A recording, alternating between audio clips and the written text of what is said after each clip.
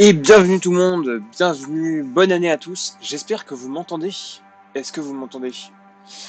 Ça a l'air d'être pas mal. Ça a l'air d'être pas mal. La musique de fond est forte. Ok. Dites-moi si tout va bien, si vous m'entendez, si c'est bon. Comme vous pouvez voir, c'est un setup un peu particulier parce qu'il n'y a plus d'internet chez moi. Donc je ne suis pas chez moi, je suis à un autre endroit. Voilà. Je vais sans doute couper la caméra pendant tout le stream. Je préviens tout de suite. Et on va se concentrer avec le peu d'internet que j'ai sur le son. J'espère que vous allez bien. J'espère que tout le monde va bien. Je vous souhaite à tous une excellente année. On est le 3 janvier. 3 janvier. Et j'espère que vous avez bien repris hier. Vous reprenez aujourd'hui. On se retrouve pour la matinale qui a un jour de délai parce que c'est parce que je pense qu'il y avait personne hier à 8h du matin sur Twitch. Voilà.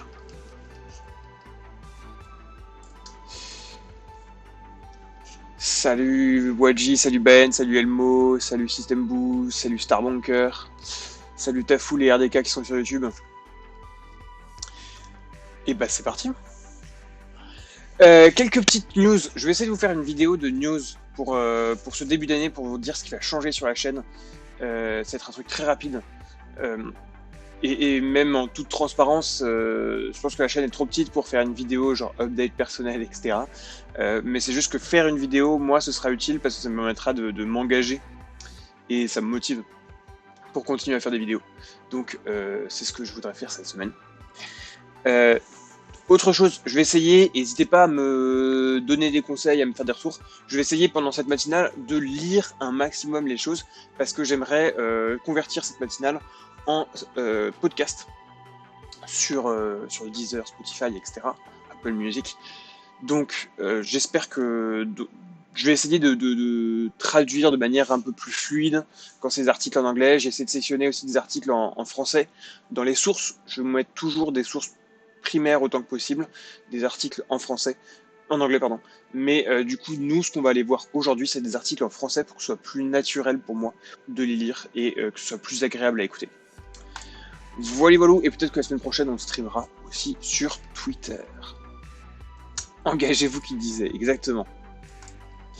On s'engage, on s'engage. Alors, petite innovation. On va se faire une petite une. Vous voyez pas mon écran, je sais pas n'importe quoi. Let's go. Si vous voyez, tout va bien. Stream sur Twitter, c'est possible. Et oui, c'est possible. Avec la carte... non, c'est possible avec le logiciel que j'utilise. Et même, je peux faire du quadri-stream avec Facebook. Enfin, en fait, je peux streamer sur pas mal de trucs en même temps. Voilà. Il n'y aura peut-être pas, à minima au début, il n'y aura pas forcément les capacités d'interaction que je souhaite. Mais écoute, les gens de Twitter ont qu'à venir sur Facebook, sur YouTube ou Twitch. Enfin, je veux dire, je double stream déjà, donc ils n'ont qu'à faire le déplacement. Donc, disais-je, la une. Je vous ai sélectionné 5 news que je trouve plus importantes que les autres, qu'il faut avoir en tête en ce mardi 3 janvier 2023. La première, c'est l'ASPAS, qui découvre toute l'ampleur de l'attaque d'août. On va en parler. Et c'est une grosse ampleur. C'est-à-dire qu'ils pensaient que les secrets n'étaient pas compromis. Et on va voir qu'en fait, les secrets sont très, très à risque. Les coffres-forts ont été compromis. Et donc, les secrets sont très à risque d'être décodés. Ensuite, une vulnérabilité critique qui affecte le noyau Linux. C'est une vulnérabilité qui touche les composants SMB, donc SMB qui est un protocole de partage de fichiers ou de mise en réseau de certaines fonctionnalités qui vient de Windows et qui a été porté sur Linux. Et comme c'est pas la première fois qu'il y a des grosses vulnérabilités dans le noyau Linux qui viennent de SMB. Troisième actualité, Logbit. Logbit qui donne un déchiffreur gratuitement parce qu'ils ont attaqué un hôpital pour enfants. Et c'est, je cite, contre leur code de conduite. Donc ils ont donné un déchiffreur gratuitement, c'est une première. On va discuter un peu de ce code de conduite, hein, parce que c'est Logbit. Donc je rappelle que c'est ceux qui ont attaqué l'hôpital de Corbeil-Essonnes. Donc évidemment, tout cela est à prendre avec d'énormes pincettes. Ensuite, fuite de données massive sur Twitter, on va en parler aussi. C'est une fuite de données 75 fois plus grosse que la dernière fuite de données, sachant que Twitter attend toujours ses condamnations RGPD suite à cette fuite de données. Enfin, vulnérabilité dans des équipements réseau critiques, je pense que c'est une news qui est très importante parce que ce sont des pare-feux. C'est Fortinet et Citrix. Et ça a été très utilisé par des attaquants, comme c'est des pare-feux, comme c'est le point d'entrée dans les réseaux des différentes organisations, et bien ça va permettre aux attaquants d'entrer, de pirater directement, de passer de l'extérieur du réseau à l'intérieur très facilement. Donc potentiellement ça va être une vague de piratage à prévoir. Donc ça fait quand même 3-4 news qui font redouter des grosses vulnérabilités, quoi. Donc redouter des vagues de piratage. Ces différentes news mis bout à bout, ça fait que c'est un petit peu la merde, quoi. Mais comme c'est un peu toujours la merde en cybersécurité, bon, on commence à être rodé, quoi. Et ben je vous propose d'aller voir un peu plus en profondeur ces différents titres. Je bois du thé, vous pouvez admirer ma superbe tasse. Je bois du thé pour me réveiller. Alors, le point sur l'espace. On va voir tout ce qui se passe. Je vous fais, qu'est-ce que vous préférez? Je vous fais tous les titres d'abord, et on va voir un peu plus en détail les différents trucs, ou on se lance dans une explication succincte des titres. J'ai divisé les titres en 4 catégories. Attaque, annonce, fuite de données, vulnérabilité. Et à la fin, j'ai rajouté une catégorie sur les outils, parce que souvent les outils c'est un truc qu'on fait un peu à la fin et on n'a jamais le temps de le faire. Donc là on va essayer de parler un peu plus technique, rentrer un peu plus dans les outils et dans les articles techniques. Donc dites-moi ce que vous avez envie de faire. En attendant, je vous propose de... quelle heure est-il? 45. Et on va commencer directement à parler un peu des titres en profondeur. Donc la première chose, c'est le point sur l'espace. Et laissez-moi, hop, on va aller voir l'article que j'ai sélectionné pour vous. Donc l'espace, c'est quand même un gros truc, hein. Je vais vous mettre sur un autre space parce que je pense que, hop, voilà. On va aller voir l'article de Dark Reading. Donc, en résumé, juste avant les congés de fin d'année, l'espace a mis à jour son blog. L'espace a mis à jour son blog, on va aller voir son blog aussi. En disant, hop, en parlant de la fuite de données liée à la cyberattaque qu'ils ont constatée en août. Ils ont ajouté un ensemble de mauvaises nouvelles à ce post de blog. Le texte est plein de bonnes intentions de communication, mais comprendre dans l'idée générale ce que veut dire tout ce pavé de texte, plein d'éléments de langage. L'entreprise admet effectivement qu'ils n'ont pas réussi à contenir l'intrusion et que depuis, l'attaquant a bougé dans les différents réseaux et a réussi à avoir accès à un serveur du cloud où l'entreprise stockait les vaults, c'est-à-dire les coffres-forts sécurisés des mots de passe de ses clients. Donc, en gros, ils ont pris les coffres-forts sécurisés. Et ces coffres-forts, ils restent sécurisés, ils restent chiffrés, mais mais les attaquants ont tout le loisir de prendre du temps pour casser le chiffrement offline, pour faire tourner des gros ordinateurs qui vont tester toutes les combinaisons. Et entre-temps, on s'est rendu compte qu'en fait c'était assez facile de le casser. Donc un peu très embêtant pour LastPass. Là c'est la partie attaque, donc je vous parle d'abord de parler juste de ce qu'on sait de cette attaque, et après on parlera de la partie fuite de données. Et on creusera un peu cette partie, cette idée que c'est facile de casser le chiffrement.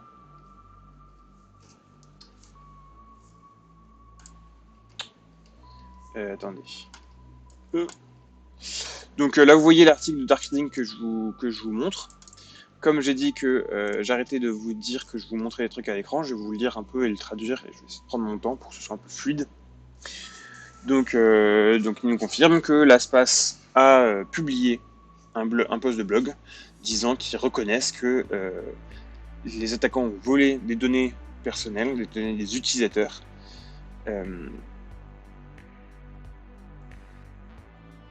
Et en plus de ça, ils ont volé les coffres forts sécurisés.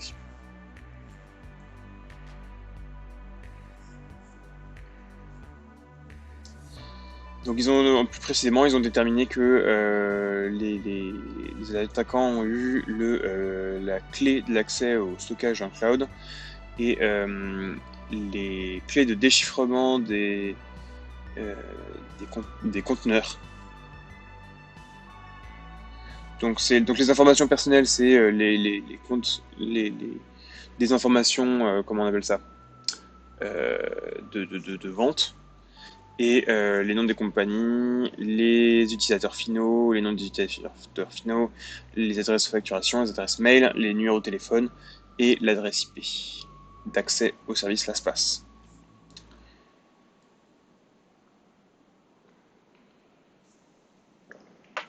Donc l'entreprise ne peut que dire attention, méfiez-vous. Méfiez-vous, il va y avoir du phishing parce qu'ils ont potentiellement votre mail. Et effectivement, ils n'ont qu'à brute forcer les coffres forts pour avoir le mail et le mot de passe. Et ça, c'est quand même méga embêtant. C'est clair que pour une entreprise de sécurité, c'est vraiment la merde. Ils vendent un service de gestion des mots de passe. Et là, en fait, le problème, c'est que... et là, vu tout ce qu'on voit, vu que c'est quand même...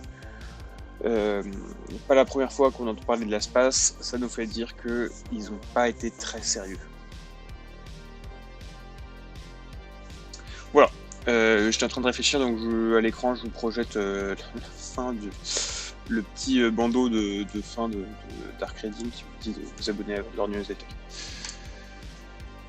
Ok, on va passer la news suivante. Le code source d'Okta piraté via GitHub. Ça aussi c'est très embêtant parce que c'est une entreprise de sécurité. Donc Okta, qu'est-ce que c'est? Okta, c'est une entreprise qui fait notamment de l'authentification multifacteur et des services de manière plus générale de gestion de l'accès des identités. Et en gros, ils se sont fait pirater dans le mois et ils ont dit que leur GitHub, leur dépôt GitHub avait été accédé par l'attaquant.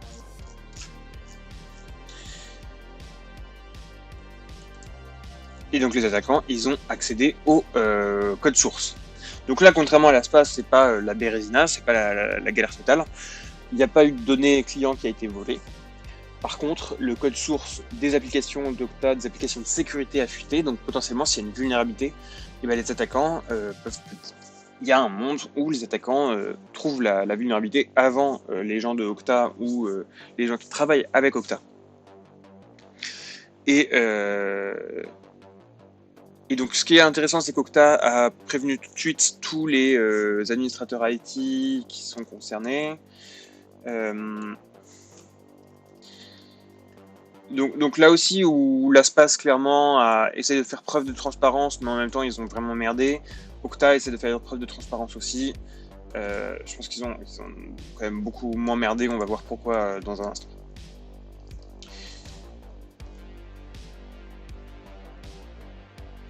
Voilà, je parcours l'article pour vérifier qu'il n'y a pas d'informations importantes à vous partager, mais c'est tout ce que j'avais comme information. Voilà, c'est la même chose en plus long. Effectivement, c'est pas la première fois que Octa aussi se fait pirater cette année.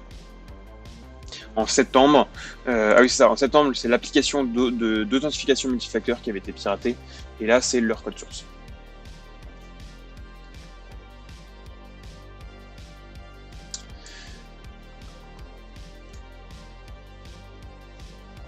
Mais je vais y arriver.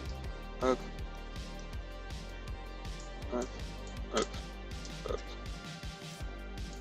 Voilà. Ça doit être mieux pour ceux qui me regardent. Ok. Voilà, le titre suivant dans les attaques, le Guardian touché par un ransomware. Il n'y a pas grand chose à dire si ce n'est que c'est un ransomware et que ça fait toujours mal les ransomware. Il y a eu beaucoup d'attaques de ransomware, effectivement, parce que ça fait longtemps qu'on n'a pas fait de matinale. Donc,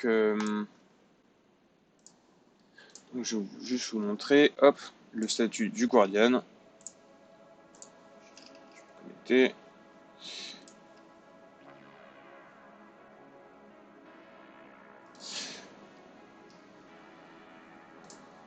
La vitesse de chargement me fait un peu peur par rapport à ma connexion.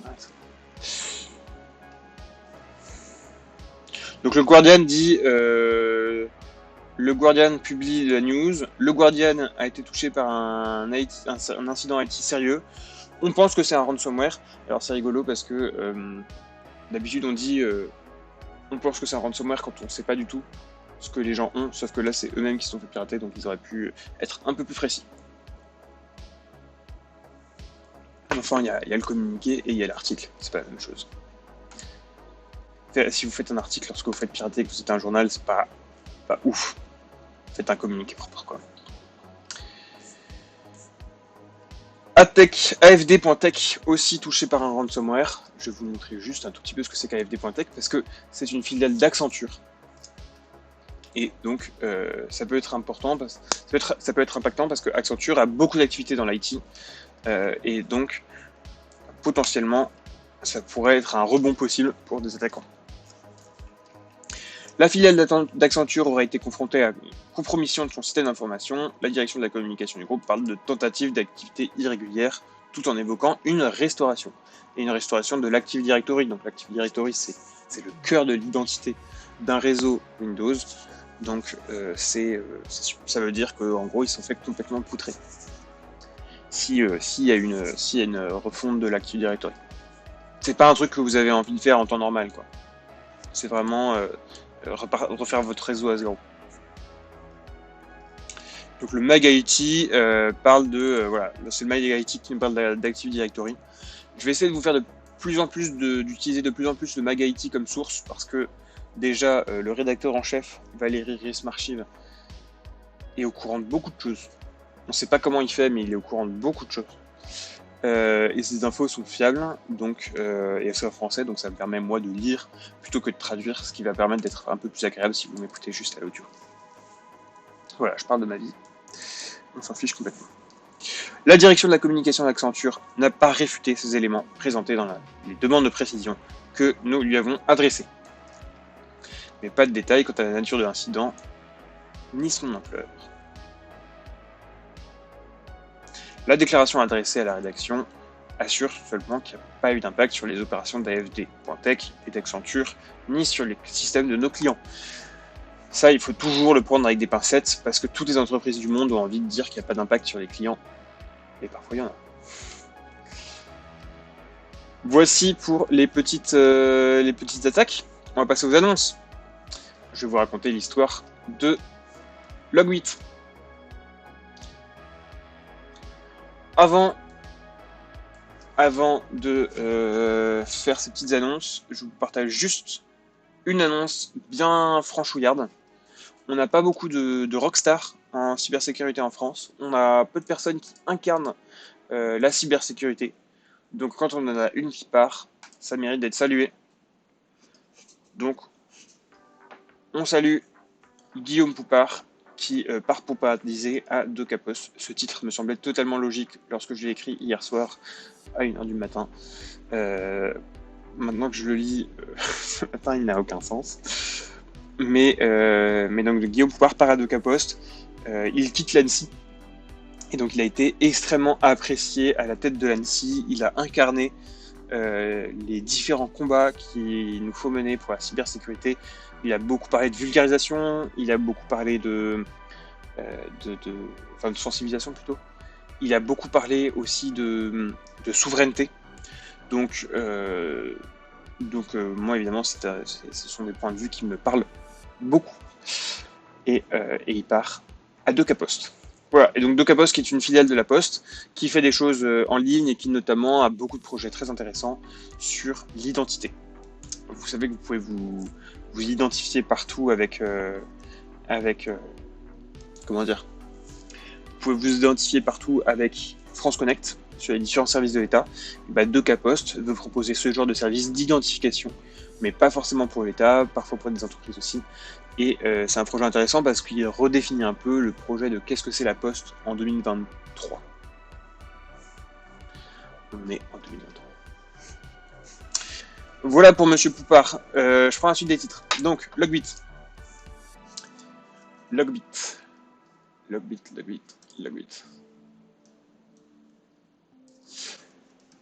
vais vous lire un petit article du Clubic.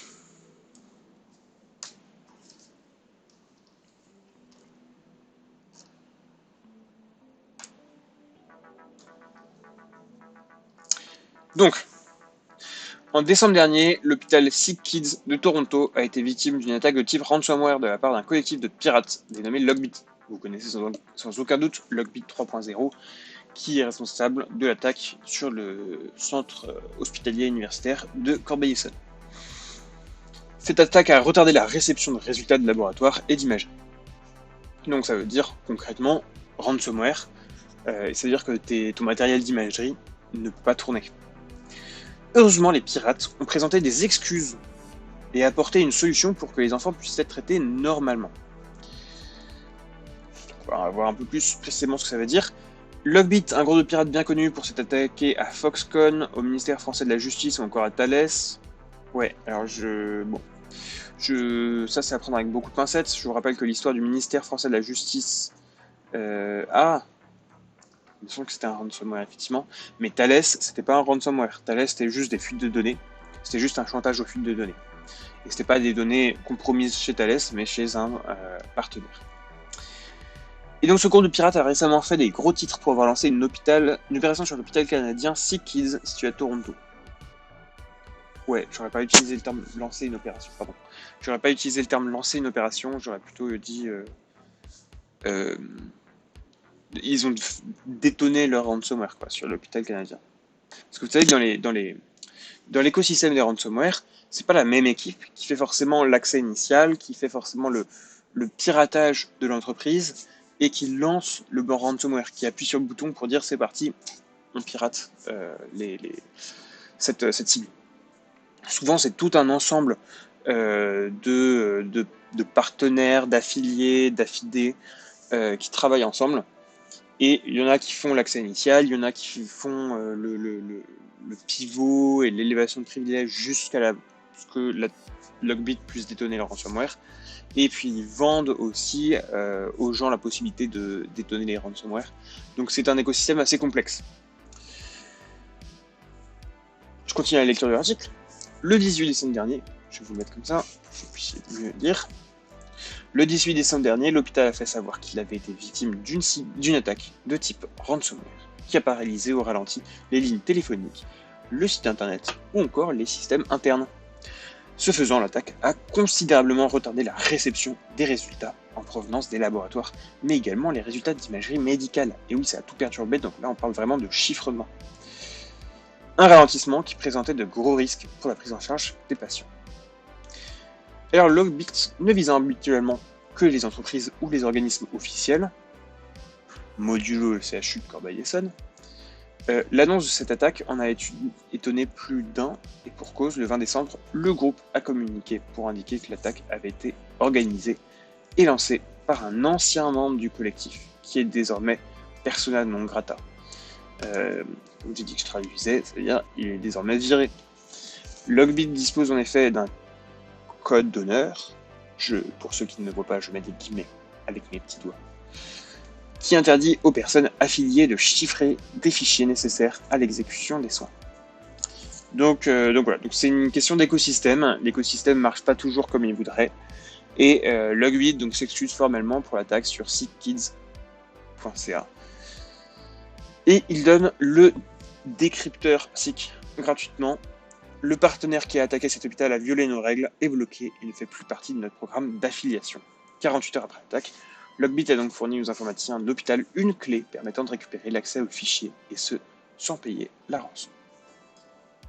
Malgré tout, les règles du groupe autorisent le vol de données des patients. C'est ce qui s'est produit en France au sein du groupe hospitalier sud-francilien en août dernier. Ouais, alors bon, on prendra peut-être plus d'articles du Q8.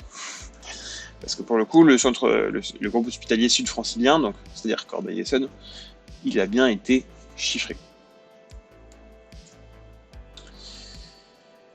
Donc Log8 a aucun code d'honneur, ils n'ont aucun problème à vendre les données des patients, des hôpitaux. Par contre, ils évitent tout ce qui est chiffrement.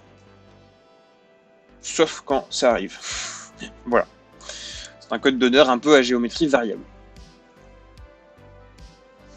Je voulais dire quelque chose. Ah oui, 48 heures après l'attaque, Log8 a donc fourni aux informaticiens une clé permettant de récupérer l'accès au fichier. Il faut bien voir qu'en fait, même si vous récupérez la clé de déchiffrement, quand vous devez gérer un ransomware, ça reste le bordel. En fait, c'est pas immédiat de faire le déchiffrement. Donc, en fait, 48 heures après, vous récupérez la clé de déchiffrement. Mais là, on parle de tous les machines d'imagerie, les IRM, les machines du laboratoire. Même si vous avez la clé, déchiffrer tout, ça va être très très long. Parce qu'il faut le programme, il faut la clé, il faut que ça marche. Si ça se trouve, ça marche pas, donc vous allez échanger avec Log8. Et en fait, dans tous les cas, votre réseau, il est pourri. Parce qu'il y a un attaquant qui a pu rentrer dedans. Donc il va falloir s'assurer qu'il n'y en a pas un deuxième qui re-rentre. Donc c'est un peu la merde dans tous les cas. Même si vous avez le déchiffreur. Donc le décrypteur. On passe à la suite.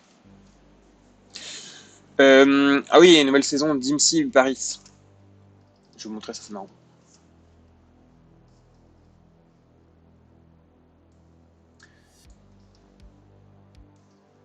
Le monde entier parle de Paris. Cocorico. Pourquoi? Parce que la police française a trouvé à proximité de quoi? C'est quoi? L'ambassade kurde?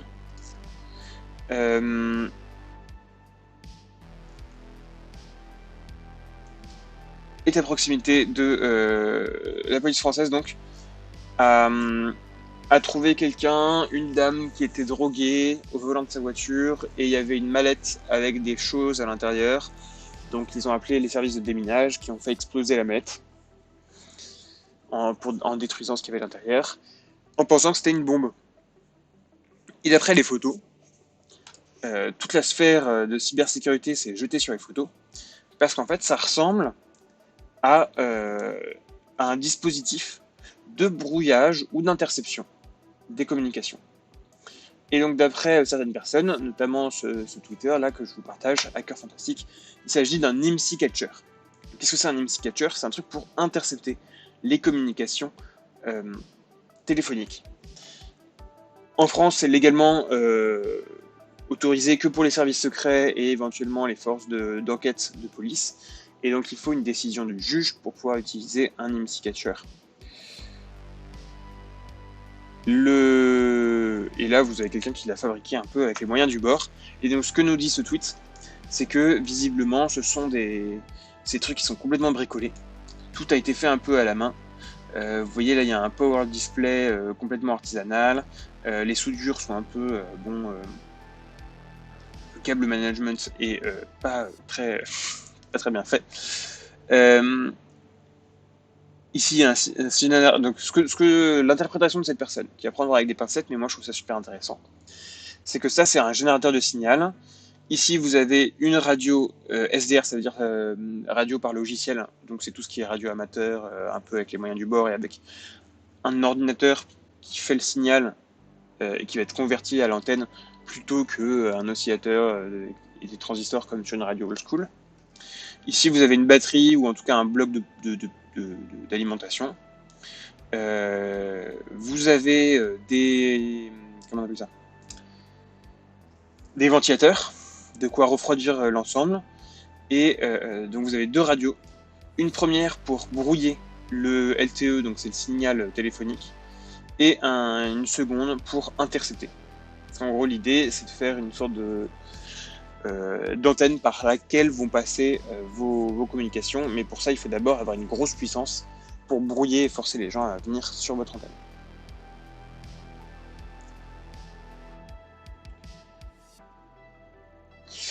Voilà. Et le gars dit Hacker Fantastic dit c'est quand même old school.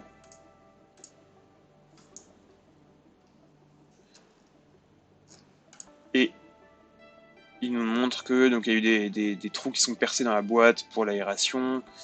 Et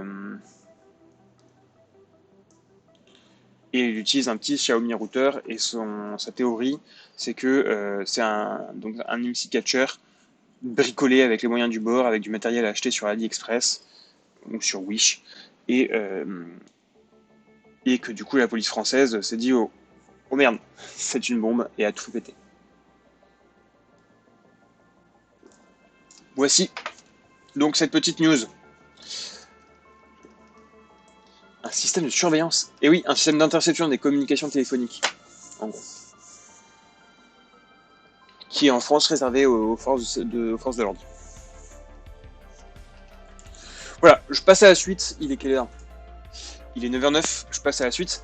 On parle de 69 millions d'euros d'amende pour Bing à cause du RGPD. La CNIL a décidé d'infliger cette amende à Microsoft. Pourquoi? Parce que Bing a des pratiques. Hop. Donc Bing, c'est le moteur de recherche de Microsoft qui se veut un concurrent à Google. Donc la CNIL inflige une amende pour ne pas avoir mis en place un mécanisme permettant de refuser les cookies aussi facilement que de les accepter. Donc on a souvent des discussions pour savoir si le RGPD est bénéfique ou pas, parce que l'effet que ça a fait, c'est tous les bandeaux de cookies super chiants. Et il y a beaucoup de bandeaux de cookies où vous savez, vous pouvez appuyer en cliquant sur OK. Par contre, si vous les refusez, il faut réussir à attraper le tout petit pixel qui permet d'en savoir plus. Vous arrivez sur un écran avec les 270 autorisations que vous devez refuser à la main. Donc c'est pas du tout aussi simple que de les accepter. Et on se demande souvent si c'est impactant pour les gros sites, pour les petits sites, pardon. Et on voit que la CNIL en tout cas commence par les gros sites. Donc 60 millions d'euros, pardon. Pas 69. Ça va être en dollars. Manquement à la loi informatique et de liberté. Concrètement, ça veut dire, et c'est équivalent à un manquement RGPD. En tout cas, en termes de sens. Légalement, c'est pas la même chose.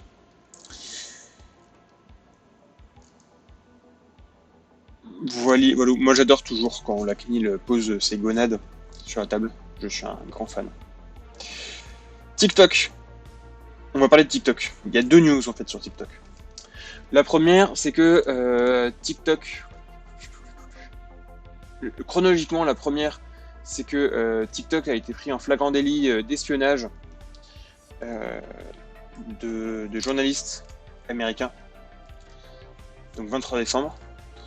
La maison mère de TikTok, qui s'appelle ByteDance, se retrouve au cœur d'une nouvelle polémique. L'entreprise chinoise de nouvelles technologies ByteDance a admis vendredi 23 décembre que certains de ses employés avaient eu, à tort, accès à des données de TikTok pour traquer les journalistes afin d'identifier les sources à l'origine de fuites d'informations aux médias. Et oui, en fait, TikTok, s'il est sur votre téléphone, collecte beaucoup d'informations, mais comme beaucoup d'entreprises, hein, c'est pas juste TikTok, c'est pas juste parce que c'est une entreprise, c'est pas juste parce que c'est un réseau social chinois. Tous les réseaux sociaux font ça, collectent beaucoup d'informations. c'est leur fond de business, hein, c'est comme ça qu'ils se payent, c'est en revendant ces informations. Donc, et donc ce qui est intéressant, c'est que là, des employés ont eu accès à ces données et ils l'ont utilisé pour suivre des journalistes et d'identifier leurs sources. Ce qui est très important, c'est que ça nous dit donc que TikTok, qui est une entreprise chinoise, les employés peuvent faire ça et on sait le lien qu'il y a entre les entreprises et l'État en Chine. C'est un État communiste. Mais je trouve que c'est un État qui, enfin, dans la philosophie chinoise, le lien avec l'État, avec la patrie, c'est quelque chose qui est assez, qui a une conception assez différente de l'Occident. Donc ça peut poser un problème, parce qu'on peut se dire que potentiellement, si on a le moins d'intérêt pour le gouvernement chinois, eh bien, il pourrait utiliser ByteDance pour accéder à des données personnelles qui nous concernent. Il ne faut pas évidemment perdre de vue que en fait ça reste vrai en termes de modèle de risque, ça reste vrai de tous les réseaux sociaux et on connaît les liens aussi entre les entreprises de la tech et la NSA qui sont les services secrets américains. Ce sont des liens qui n'ont rien à voir avec les liens que je viens d'évoquer entre les entreprises chinoises et le gouvernement chinois. C'est pas du tout le même type de lien, mais dans les faits c'est assez équivalent. Donc ça reste très grave d'avoir ce genre de nouvelles pour TikTok. Ça ne veut pas dire que moi je vais m'arrêter de faire du contenu sur TikTok, évidemment. Ça veut juste dire que j'utilise un téléphone spécial pour ça. Voilà. Du coup, je disais qu'il y avait deux actus. Du coup, TikTok est interdit du téléphone des fonctionnaires américains. En tout cas, certains fonctionnaires américains. La sentence est tombée, mais elle surprend plus personne. Le 27 décembre, la Chambre des représentants des États-Unis a confirmé l'interdiction du réseau social TikTok sur certains téléphones américains. En gros, il concernait l'ensemble des smartphones professionnels du personnel gouvernemental. Alors, gouvernemental aux États-Unis, ça veut dire, c'est assez précis, ça veut dire c'est les gouvernements fédéraux, mais aussi les gouvernements étatiques. Si elle n'étonne pas grand monde, c'est parce que la mesure est cohérente avec une autre loi à la portée plus globale qui interdit l'application chinoise sur l'ensemble des appareils gouvernementaux. Donc TikTok n'est pas encore banni des États-Unis comme l'avait dit Donald Trump à un moment, mais on voit que clairement les États-Unis montent un peu leur croc sur les capacités de renseignement chinoises. Voilà. On passe à la suite rapidement. Je voulais vous parler de deux petites choses, deux petites pièces d'opinion, ou plutôt c'est pas une pièce d'opinion, c'est un rapport sur les actes de piratage en Europe. Je vous fais rapidement parce qu'il est 9h16, je vous fais le TLDR. En gros, ce que dit ce rapport, c'est que c'est plutôt les pays de l'Est qui sont touchés par des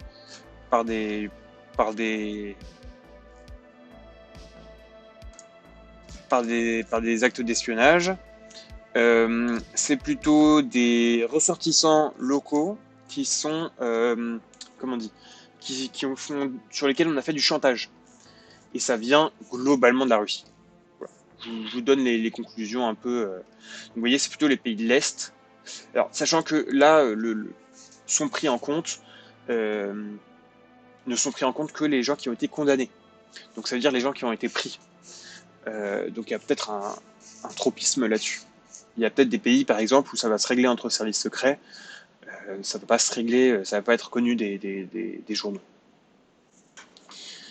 Donc vous voyez que c'est plutôt les pays de l'Est qui sont concernés en majorité. Et ce qui est intéressant, c'est que c'est le chantage qui est la méthode la plus courante. Ils sont des civils, ce ne sont pas des militaires, en majorité. Voilà, le chantage, coercion. C'est pas tant l'argent, mais en tout cas c'est le chantage généralement qui permet de faire passer quelqu'un du côté des espions, en l'occurrence de la Russie. Les buckets S3 par défaut, c'est la dernière news dont je voulais vraiment vous parler. C'est une news qui est très importante. C'est un tout petit truc, mais je pense que ça fait depuis quoi, 2012 qu'on attend de l'avoir. Allez, peut-être pas. Allez, 2016. Donc Amazon S3, vous savez qu'AWS, c'est le plus grand service de cloud au monde et qui sont notamment fait connaître par leur service de stockage, ce qu'on appelle les buckets S3. Et ces buckets, par défaut, sont publics. Donc tout le monde peut accéder au contenu de ces buckets. Et ça a créé un nombre de fuites de données, un nombre de failles de sécurité, mais énorme, parce que par défaut, tout le monde avait son stockage qui était accessible au monde entier, ce qui n'est jamais une très bonne idée. C'est bien quand c'est choisi de le mettre au monde entier, mais là c'était par défaut, donc on a eu plein de cas d'entreprises piratées comme ça. Salut Simon, ouais, on a parlé de l'espace, on va en reparler. On a parlé de l'attaque. On va reparler un peu de fuite de données dans un instant. Téléphone particulier sur TikTok. Non, j'ai un téléphone particulier pour ma chaîne. En gros, j'ai un téléphone avec Insta, Facebook, parce que moi, dans mon modèle de menace, je considère que c'est un peu tous la même menace, que ce soit de la part de Facebook ou de la part de ByteDance, donc une entreprise qui gère TikTok. Je considère que la menace est un peu similaire. Donc j'ai un téléphone avec tous les YouTube, tous les TikTok, Instagram, Messenger, etc. Et j'ai un téléphone que je réserve à mon métier de freelance en cybersécurité, qui est durci et sur lequel il n'y a que Signal, les SMS et un jeu d'applications, des applications open source et en lesquelles j'ai confiance. En plus, c'est un téléphone de conception française, monsieur. Pas n'importe quelle France. La France qui fait des téléphones de 1 kg.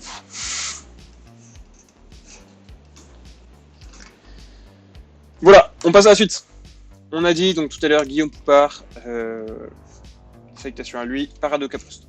Les vulnérabilités, on va aller un peu plus vite, mais globalement, je ne vous cache pas que c'est un peu la merde. On a une vulnérabilité dans le noyau Linux qui a été identifiée par Zero Day Initiative. C'est une vulnérabilité dans le protocole, dans les utilitaires du protocole SMB. Et c'est une vulnérabilité Use After Freeze, qui veut dire qu'en gros, on peut accéder à des zones mémoire auxquelles on n'était pas censé avoir accès. Dans tous les cas, je vous mets toutes les sources, même je pense qu'elles sont déjà dans la description de la vidéo sur YouTube. Voilà, cet article a l'air très intéressant, j'aurais été chaud pour le lire, mais on a plein de choses encore plus intéressantes à lire, donc on va aller un peu plus vite. Citrix Gateway et Citrix ADC sont exploités. C'est une info qui nous vient d'une entreprise française, il me semble.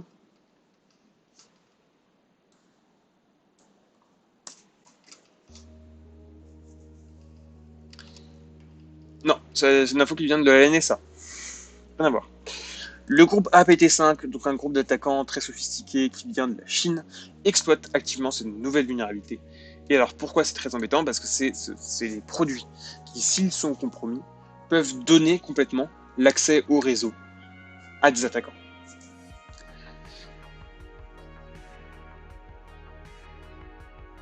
Voilà, donc je vous lis rapidement un petit paragraphe. La vulnérabilité référencée CVE 2022-27518 affecte Citrix ADC, un contrôleur de livraison d'applications, et Citrix Gateway, un outil d'accès à distance sécurisé. Citrix a fourni très peu de détails techniques sur la vulnérabilité, en citant la nécessité de protéger les clients contre la fabrication de techniques d'exploitation. Et le fournisseur a déclaré que la vulnérabilité était activement exploitée. Donc cette vulnérabilité pourrait permettre à un attaquant authentifié d'exécuter du code arbitraire à distance. Donc il faut que l'attaquant, ce qu'il faut retenir, c'est code à distance et attaquant authentifié. Ça veut dire qu'il faut quand même être authentifié. Donc c'est pas, il faut avoir un compte. Donc c'est pas l'apocalypse. mais c'est très embêtant parce que ça veut dire que dès que vous avez un compte, vous pouvez exécuter du code sur la boîte Strix, pardon, sur la boîte Strix elle-même. Dans la même veine, je vous parle de la vulnérabilité sur Fortinet. C'est elle qui a été trouvée par une boîte française.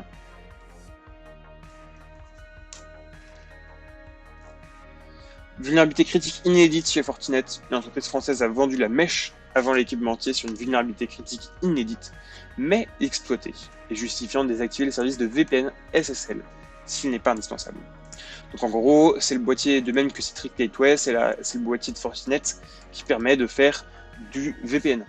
Et donc évidemment, qui dit VPN, dit point d'entrée immédiat pour les attaquants dans le réseau. Il s'agit de l'entreprise Olympe Cyberdéfense. C'est un peu un bold move de divulguer comme ça des vulnérabilités avant le fabricant. Ça montre peut-être une volonté commerciale de s'imposer un peu sur le terrain. Mais c'est un peu agressif commercialement parlant. Donc l'avis d'Olympe Cyberdéfense est radical. Désactiver la vulnérabilité, la fonctionnalité VPN SSL si elle n'est pas essentielle. De manière générale, VPN SSL, ce sont des choses que vous ne devriez peut-être plus avoir dans votre réseau en 2022, en 2023. Oh là là. Et oui. Je suis désolé, ma chaise grince, j'espère que vous n'entendez pas trop fort. Donc VPN SSL, je disais, c'est assez vieux comme techno. Ce qui est plutôt recommandé aujourd'hui, c'est WireGuard. Voilà.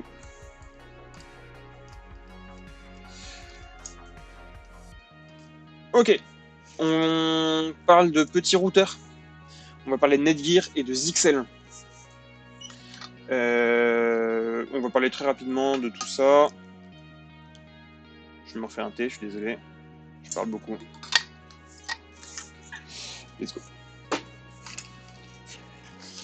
Alors, Zixel.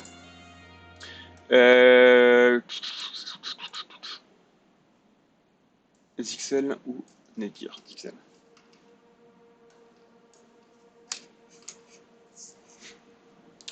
Donc on est sur un obscur blog, Blogspot, et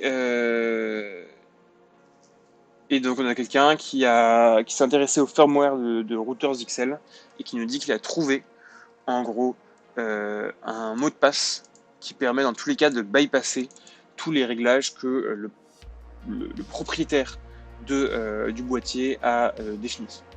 En gros, vous recevez votre boîtier, vous réglez le mot de passe d'accès administrateur, etc. Et bien en fait, potentiellement, il y a quelqu'un qui, s'il est sur votre réseau, ou si votre boîtier est exposé à Internet, peut se connecter en tant qu'administrateur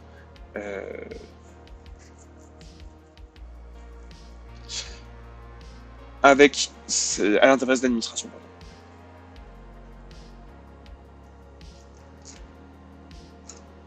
Donc c'est marrant, en lisant en diagonale l'article, ça ressemble vraiment un peu à un challenge de CTF, quoi.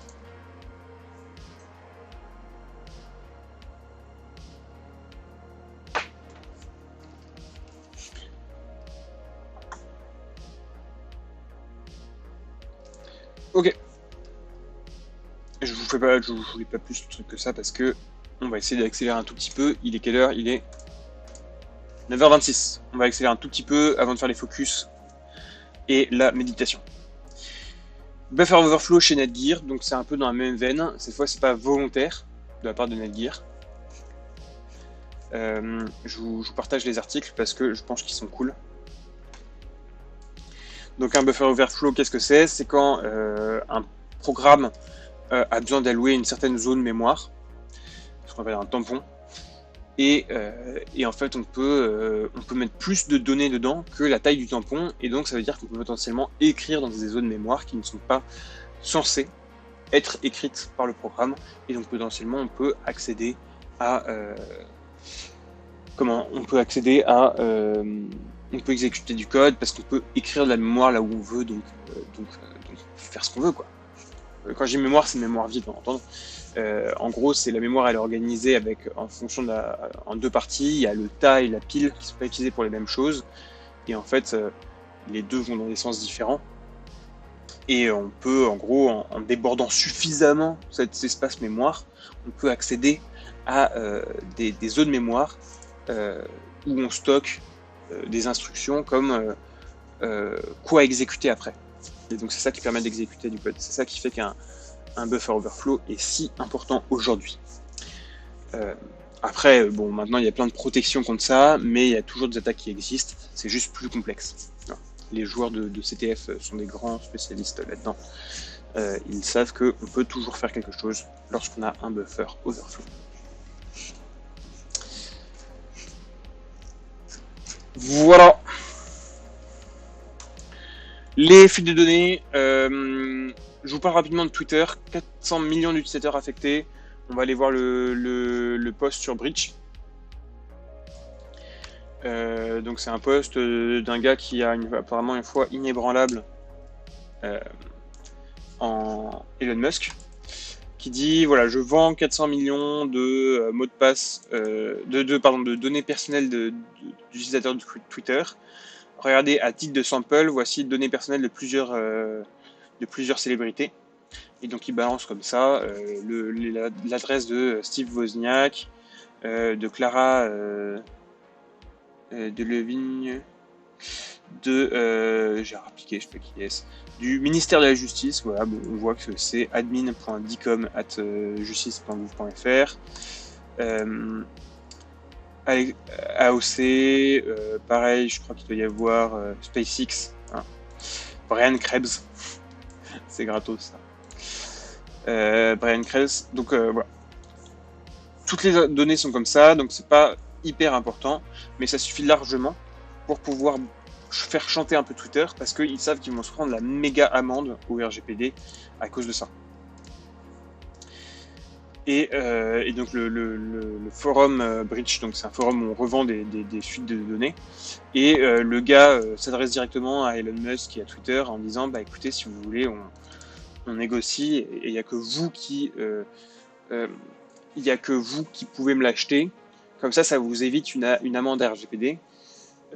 Et du coup, ça veut dire potentiellement qu'il voudrait en avoir un prix qui est équivalent avec l'amende que pourrait avoir Twitter. Donc on parle évidemment de grosses amendes. Là. On parle pas de... Twitter attend toujours... il prend l'exemple des amendes de Facebook. Facebook avait eu... là, il parle de 270 millions de dollars. Facebook avait eu 270 millions de dollars parce qu'il y avait 500 millions d'utilisateurs qui avaient vu comme ça leurs données fuiter. Là, on parle de 400 millions, donc c'est à peu près, effectivement, c'est à peu près équivalent. Voilà. Deezer, je vous partage le truc avant de parler de l'ASPAS, parce que l'ASPAS, c'est un article, on va deep dive un peu plus dans l'aspect technique, que je trouve hyper intéressant, mais c'est un peu plus comme un article de blog qu'on lit en fin de live. Deezer, fuite de données de la part de Deezer. On va revenir sur le site du Clubic. J'espère que leur article sera un peu plus précis. Si vous utilisez Deezer, eh bien, vos données personnelles ont vraisemblablement fuité. Ce sont 257 millions d'utilisateurs de la plateforme de streaming musical dont les données sont mises à disposition par Subpirate. Ces informations ont été obtenues à partir de 2019 en profitant d'une erreur faite par un ancien partenaire de l'entreprise française, nous apprend Zataz. Alors, encore une fois, on prend avec beaucoup de pincettes les infos qui viennent de Zataz. C'est un service de veille, ce n'est pas un média. C'est-à-dire que son intérêt, lui, ça ne... Il passe pas plus de temps que ça à vérifier. Son but, c'est d'alerter plus que de vérifier. En effet, cette société aurait mal configuré l'espace de stockage des informations utilisateurs, ce qui aurait permis aux primo-pirates d'y mettre la main. Depuis, c'est un commerce malveillant d'envergure qui a vu le jour grâce à la récupération et la vente de toutes ces données. Et le trésor de guerre est conséquent puisqu'il représente au total 260 gigas de data, comprenant les géolocalisations, adresse IP, nom d'utilisateur, date de naissance et adresse email. L'article rappelle que ça la fout toujours mal, mais ça arrive à tout le monde. Samsung a été victime aussi cet été. Twitter avait déjà communiqué sur le programme au mois de novembre afin de le minimiser, en disant les données qui pourraient avoir été exposées comprennent des informations basiques, telles que le nom, le prénom, la date de naissance et l'adresse électronique. Sauf que ça, c'est largement suffisant pour faire du phishing, pour faire des resets de password parfois. Voilà, ça peut être impactant quand même. En d'autres mots, aucune information concernant les mots de passe, ni les détails relatifs à un ou plusieurs moyens de paiement n'ont fait l'objet d'une quelconque fuite. Donc bien sûr, c'est ça qui serait le plus important, c'est s'il y a des mots de passe ou s'il y a des moyens de paiement. Sauf que là, c'est pas de ça dont on parle. C'est bien de le rappeler, mais c'est pas ça la question. La question, c'est les informations personnelles, c'est pas les informations sensibles. Critique. Voilà. Pour la vulnérabilité. On parle de l'espace. Simon, tu voulais parler de l'espace. On va parler de l'espace.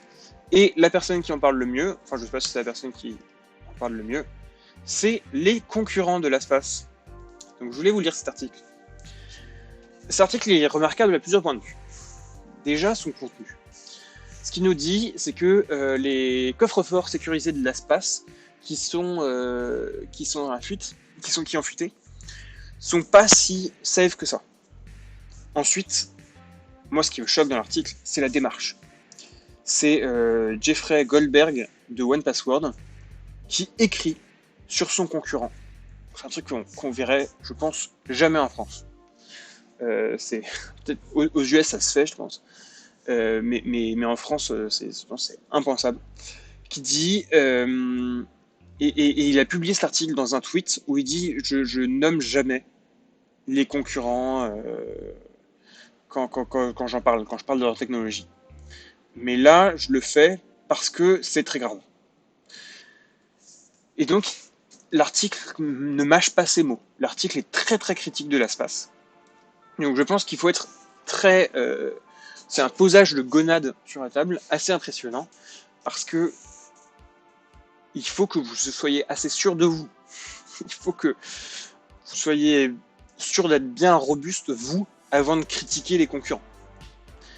Et souvent, quand vous faites ça, celui qui fait le malin, se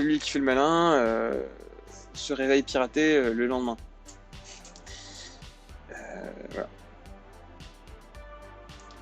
Voilà. À défaut de trouver une meilleure expression. C'est le matin pour tout le monde. Donc l'espace. Donc je vous lis l'article, je vais essayer de le traduire en live. Je vais essayer je vous propose de lire l'article parce que je pense qu'il est très intéressant. Et on va essayer de prendre un peu le temps de le lire.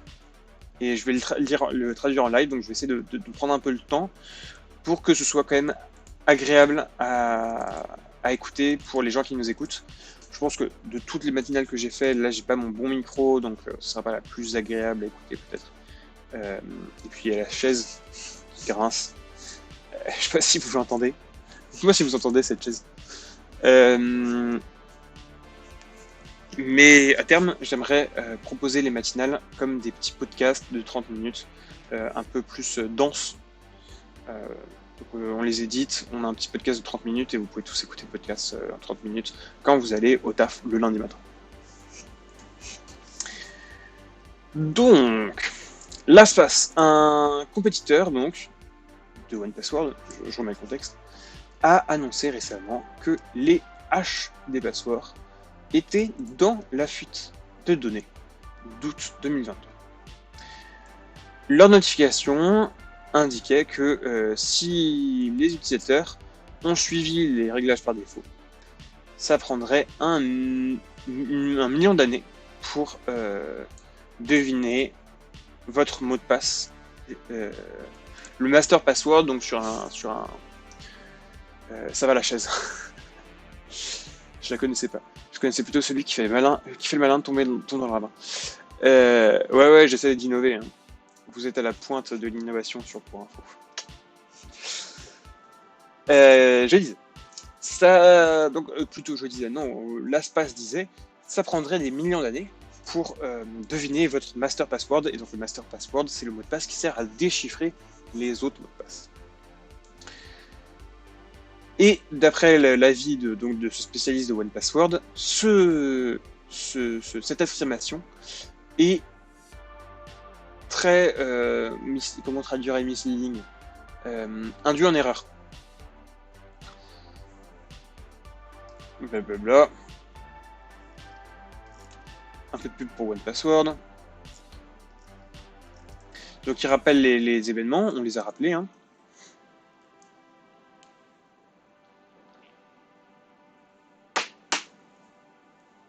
Je m'hydrate. La notification donc, de LastPass indique que les données chiffrées des utilisateurs restent sécurisées avec AES 256 bits. Et ça peut uniquement être déchiffré avec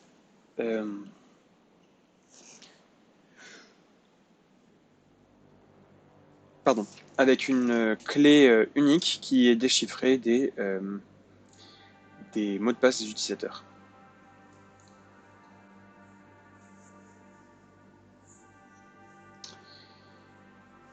Si vous utilisez les réglages par défaut, ça prendrait 1 million d'années pour deviner votre mot de passe par défaut.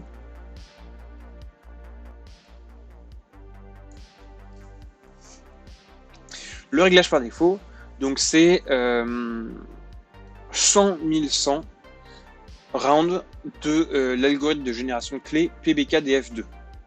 Donc PBKDF2, qu'est-ce que c'est? C'est une usine à gaz. Si je vous montre le... Tenez, je vais vous montrer PBKDF2.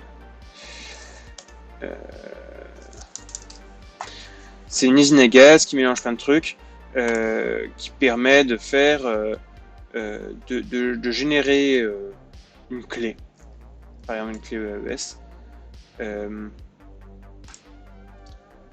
à partir d'un mot de passe. On n'a pas de joli schéma ici. Non, c'est lui, ça n'a rien à voir. Voilà le schéma. En gros, il y a plusieurs rounds.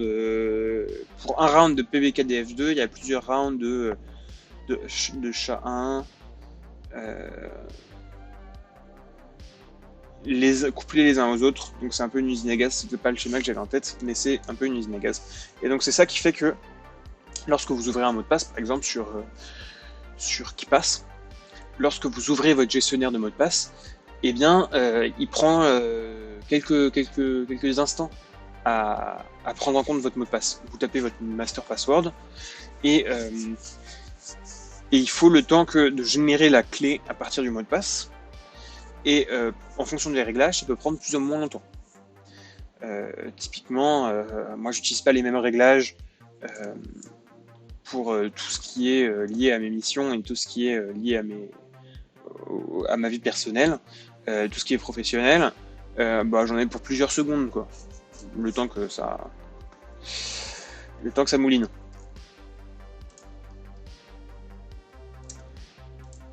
Et alors, l'auteur du blog nous dit que penchons-nous sur l'affirmation que ça va prendre des millions d'années à casser. On va partir. Probablement, ça part un peu du principe que l'utilisateur utilise un mot de passe générique de 12 lettres qui est complètement random. A priori, ce mot de passe, s'il fait 12 lettres, en fait, il n'est pas random, il est créé par un utilisateur humain. Donc, déjà, toutes les parties random sont pas vraiment random. Moi, quand je essaie de taper un truc random, en fait, j'ai toujours mes doigts au même endroit sur mon clavier. Et je vais pas beaucoup faire de combinaisons, genre je vais pas beaucoup appuyer sur Shift ou Alt-GR, etc. Donc en fait, quand j'essaie de décrire un truc random, c'est pas random. Ensuite, a priori, il faut que je m'en souvienne, donc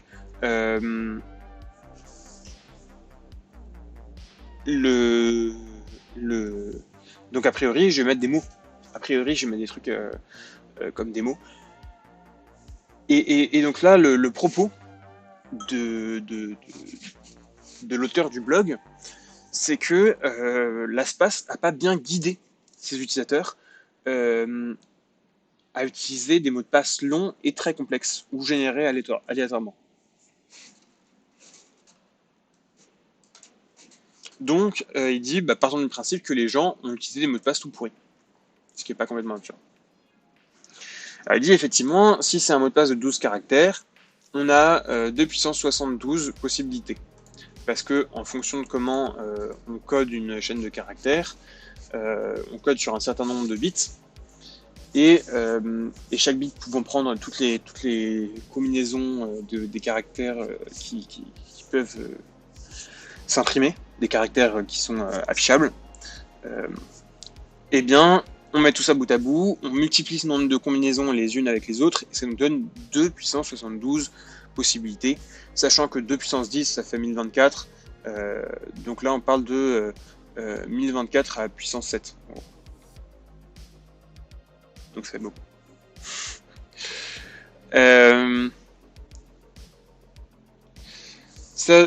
Effectivement, il nous confirme que ça prendrait des millions d'années pour tout craquer. Mais les gens qui cassent des mots de passe, ils pensent pas comme ça. Ils travaillent, ils commencent par regarder les mots de passe les plus probables, comme hop, est-ce qu'on est comme Fido ate my socks, parce que Fido c'est Médor en anglais, hein, c'est le nom le plus donné à un chien. Et ils vont tester ça bien avant de tester des trucs beaucoup plus complexes.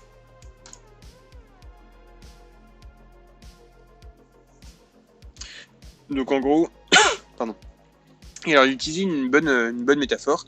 Il dit c'est comme si je cherche où est-ce que j'ai garé ma voiture.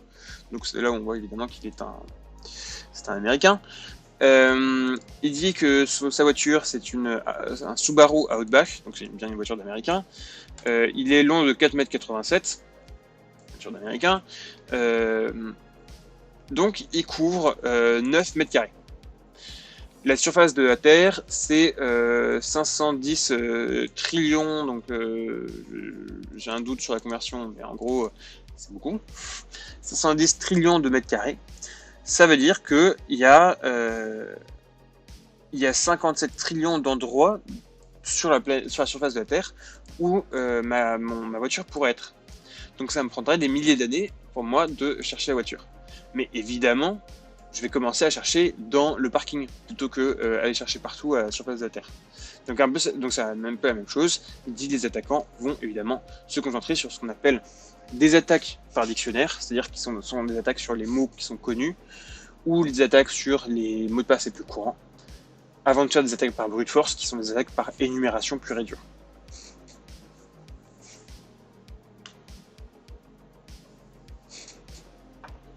Il nous dit un autre problème, c'est qu'il estime mal la puissance de calcul nécessaire.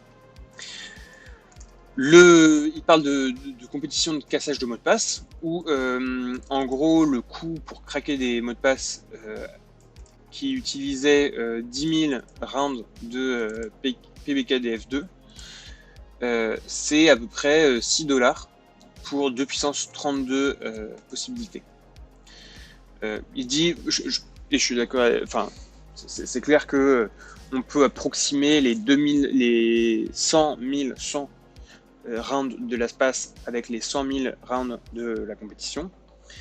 Et a priori, donc pour tous les 2 puissance 32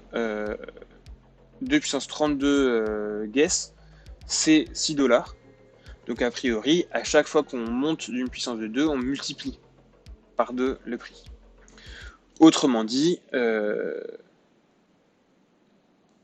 10 milliards de tentatives, ça coûte 100 US $.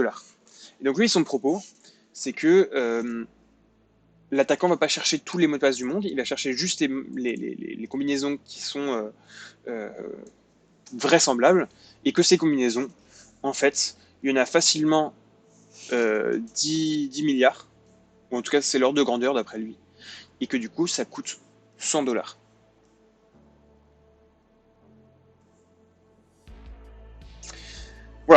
À la fin, il nous parle de OnePassword et il nous dit en gros OnePassword utilise autre chose, il utilise une secret key, c'est sur le device et euh, et, euh, et voilà et il dit en gros nous si on est piraté, personne n'a accès à votre secret key. Euh, Ça évidemment en fonction de l'architecture qu'on choisit, ça a évidemment un impact sur est-ce que vous êtes capable de faire des backups de vos mots de passe sur OnePassword ou LastPass. Et ça c'est vrai. Et là donc il a raison, il dit on n'a pas prévu, on n'a pas été piraté, on n'a pas prévu d'être piraté, mais on a prévu ce qui se passera si jamais on est piraté.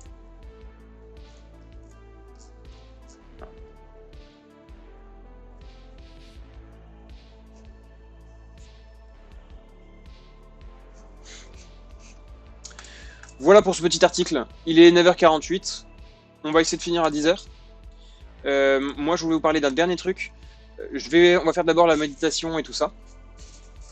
Est-ce qu'il nous reste des gens en stream? Ouais, on est quelques-uns.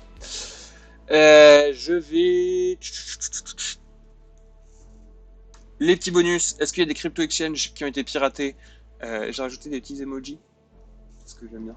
Voilà. Parce que je suis un peu un gamin. Oui, il y en a eu. Il y en a eu 3. Voilà, joyeux Noël. La suite. Euh, les mèmes de la semaine. Il y a un super qualité ce mème. C'est. Je sais pas. Est-ce que je décris un mème à l'oral pour les gens qui nous écouteront peut-être dans le futur sur un podcast? Je ne sais pas. Je vais tenter de décrire le mème. C'est c'est c'est le même classique. C'est-à-dire que soit vous l'avez déjà vu et vous voyez de quel mème je parle, soit vous ne l'avez jamais vu et à ce moment-là vous ne comprendrez de toute manière pas la description du mème. Ou c'est McGonagall qui dit à Harry, Ron et Hermione, pourquoi dès qu'il y a un problème c'est toujours vous? Et c'est vrai que dès qu'il y a un problème en cybersécurité, c'est toujours Apache, SMB et Java. Ce qui a tendance à être de moins en moins vrai. En vrai, aujourd'hui, les problèmes, c'est l'access control dans le cloud, et la chaîne de valeur. Ça va être des trucs, des packages pipi, des packages NPM, des packages ou des outils de monitoring. Mais c'est vrai qu'SMB est quand même une source assez régulière de vulnérabilité. On fait la méditation et je voulais vous parler donc pas de focus CTI cette semaine parce qu'on avait beaucoup de choses à dire.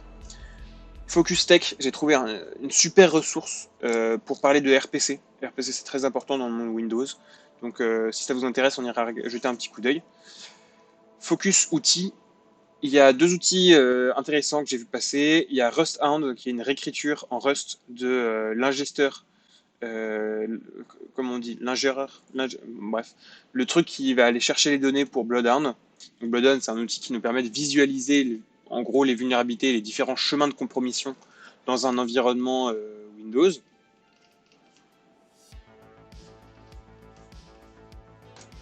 Hop. Et donc c'est intéressant parce que c'est moins détecté, c'est beaucoup plus performant et c'est moins détecté. Et tout le monde se met à kiffer le Rust, donc bon ok, tout le monde réécrit des trucs en Rust, soit. Ensuite, je voulais vous parler de Pass the Challenge. Si vous connaissez peut-être sur Windows la technique de passe de hash, eh bien vous savez que passe de hash, on est bloqué par les nouvelles versions des identifiants NTLM sur Windows. Notamment, il y a une protection qui s'appelle Credential Guard. Et bien en fait, Credential Guard, ça permet d'isoler, de virtualiser le calcul d'un challenge NTLM, pardon. En gros, le processus qui gère l'authentification sur Windows, qui est LSASS, ce processus récupère le challenge et le passe à un autre processus qui est virtualisé en lui disant bah, moi j'ai pas accès au secret, j'ai pas accès vraiment au secret qui va me permettre de répondre au challenge, donc est-ce que tu peux répondre au challenge pour moi? Et là, l'outil qui permet de faire le pass de challenge, et bien en fait, si vous avez compromis un ordinateur, il vous permet d'interagir avec ce processus. En fait, là où avant on aurait récupéré le hash, on aurait répondu nous-mêmes au challenge, on va juste transmettre le challenge, répondre, calculer la réponse au challenge et transmettre la réponse au challenge. Donc c'est hyper intéressant. Je pense que c'est hyper puissant en pentest. Je pense aussi que ça va être relativement rapide à contrer.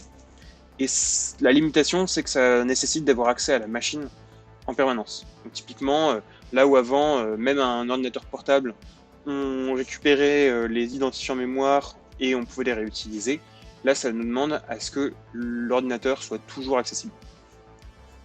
Voilà, mais c'est un outil, je pense, hyper puissant et c'est une technique super intéressante et l'article de blog était très intéressant à lire. Donc je vous propose de le lire dans les 10 dernières minutes qui nous restent après la méditation. On va faire une petite méditation. Attention, c'est parti. Laissez-moi trouver une petite musique pour notre méditation. Et c'est parti.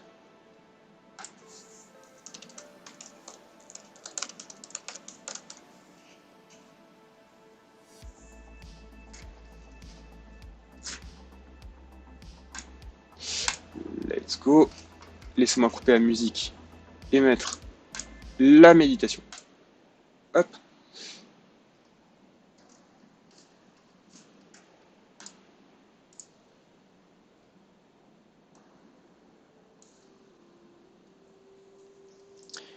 Ok.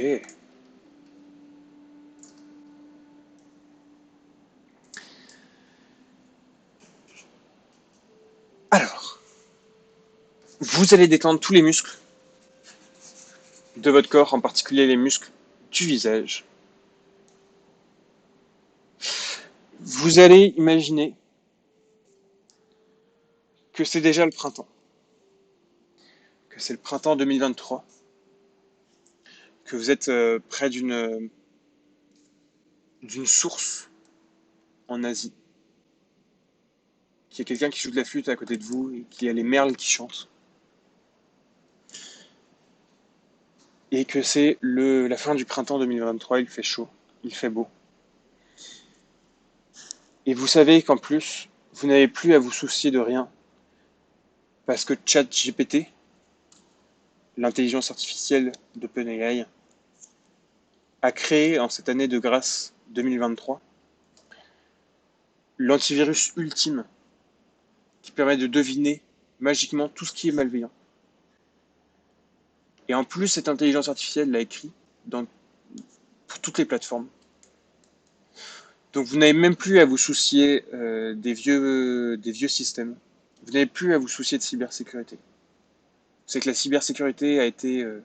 on a terminé la cybersécurité, quoi. ChatGPT a tout fini. C'est bon, il a trouvé la réponse à toutes les questions. Et, euh, et vous imaginez que vous vous trouvez donc à côté de votre petite rivière en Asie. Vous voyez devant vous ChatGPT. Donc c'est un ordinateur qui a une forme humaine et en même temps évanescente. Et alors vous êtes devant lui, il vous regarde et il vous autorise à poser une question. Et évidemment, vous voulez savoir comment il a fait pour avoir terminé la cybersécurité. Et alors, vous lui demandez comment il fait. Comment il fait pour tout détecter et pour deviner pourquoi les choses sont malveillantes.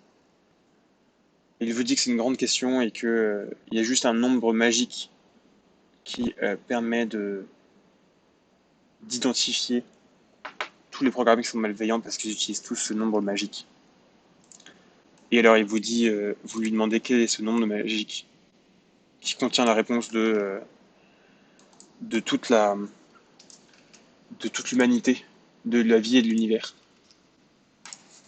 Et il vous dit que vous savez déjà quel est le nombre magique au fond de vous. Alors vous méditez encore plus en vous-même et vous savez que vous connaissez ce nombre magique.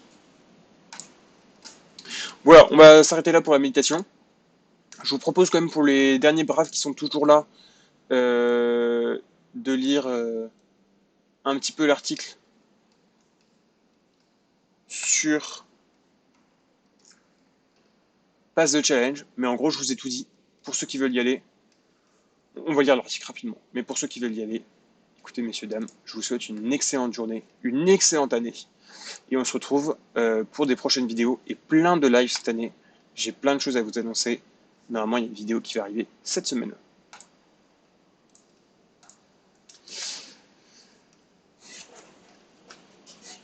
Voilà. On va prendre le dernier petit article.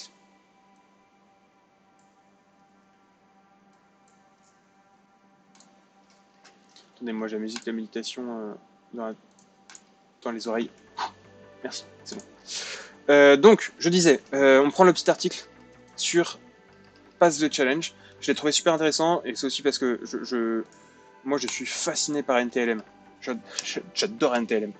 Dans 10 ou 20 ans, il n'y en aura plus. Et je trouve que NTLM est tellement fascinant parce que tellement facile à exploiter et tellement mal conçu que c'est incroyable, quoi. Je trouve que c'est vraiment je suis fasciné, quoi, j'adore. J'adore NTLM, quoi. Bon, c'est un article de 21 minutes, on va pas abuser non plus. Mais en gros, je vous ai partagé le cœur du truc. En gros, Credential Guard, qu'est-ce que c'est? C'est une défense entre passe de hash et passe de ticket. Donc le hash, on parle évidemment du HNTLM, ce qu'on appelle toujours le HNTLM, c'est en fait le HNT, le HLM est déprécié parce qu'il se casse facilement. Donc il y a ces HNTLM, pardon, et il y a les Kerberos, les tickets Kerberos. Les tickets de Kerberos, ça marche avec 2 tickets. Il y a les tickets de Granting Tickets qui vous permettent de demander des tickets, les tickets de service qui vous permettent de demander l'utilisation d'un service. Je fais très simple, hein. Kerberos est assez complexe, donc je ne rentre pas trop là-dedans. Il y a un processus sur votre ordinateur qui tourne en fond, qui s'appelle LSAS, qui pour Local Security Authority Subsystem Service. Ce process, il est responsable de gérer la sécurité sur les systèmes Windows. C'est lui qui réalise l'authentification, qui autorise l'accès à certaines ressources et qui gère les stratégies de sécurité. Ce process, il stocke des identifiants en mémoire. Et traditionnellement, il stockait le hash des mots de passe. C'est-à-dire qu'on ne peut pas récupérer le mot de passe à partir du hash, mais c'est très facile à partir d'un mot de passe de calculer son hash. Dans mes vidéos, je parle souvent, le terme que j'utilise, c'est empreinte à sens unique. Le système de sécurité Credential Guard de Windows Defender, en gros, il essaie d'identifier ses mots de passe. Parce que lorsque vous êtes administrateur d'une machine, et bien évidemment, vous pouvez faire ce que vous voulez sur cette machine, y compris accéder à sa mémoire, y compris stopper des processus, ou créer un fichier où il y a toute la mémoire utilisée par le processus qui va être écrite. C'est ce qu'on appelle un fichier de vidage, ou dump en anglais. Et donc évidemment, dans ce fichier de vidage, eh bien, il y a les mots de passe, il y a les identifiants qui sont stockés. Et en fait, c'est logique, votre identifiant, il doit forcément être stocké quelque part sur un système.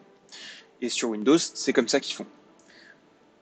Ce système, contrairement à Linux, ce système est hautement peu sécurisé.